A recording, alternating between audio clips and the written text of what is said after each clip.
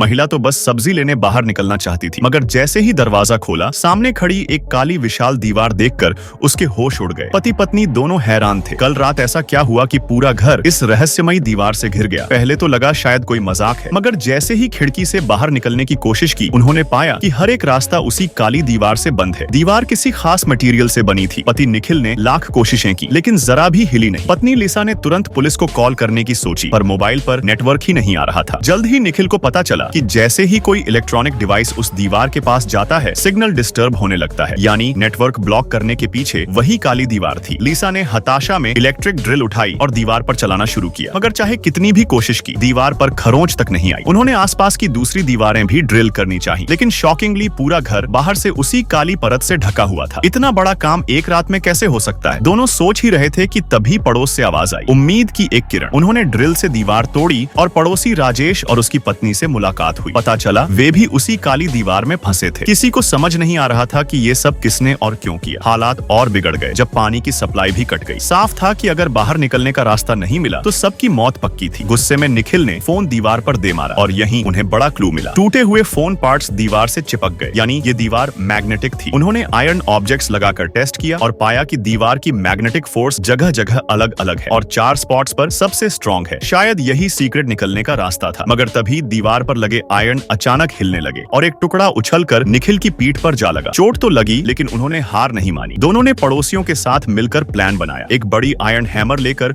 उन्होंने दीवार तोड़ने की कोशिश की, मगर नतीजा वही, दीवार एकदम सॉलिड। तभी आर्किटेक्ट लिसा को याद आया कि ये इमारत 1897 में बनी थी और वर्ल्ड वॉर 2 के दौरान बेसमेंट में एक एयर रेड शेल्टर बनाया गया था जो मेट्रो टनल से जुड़ा हुआ था। यानी सॉल्यूशन यही था, नीचे की तरफ खुदाई करनी होगी। अब उनके पास वक्त भी कम था, पानी भी खत्म हो चुका था। निखिल ने भारी हथौड़ा उठाया और पूरी ताकत से जमीन तोड़नी शुरू की, क्योंकि अब सर्वाइवल का सिर्फ एक ही रास्ता था, अंडरग्राउंड शेल्टर तक पहुंचना और वहां से एस्केप करना।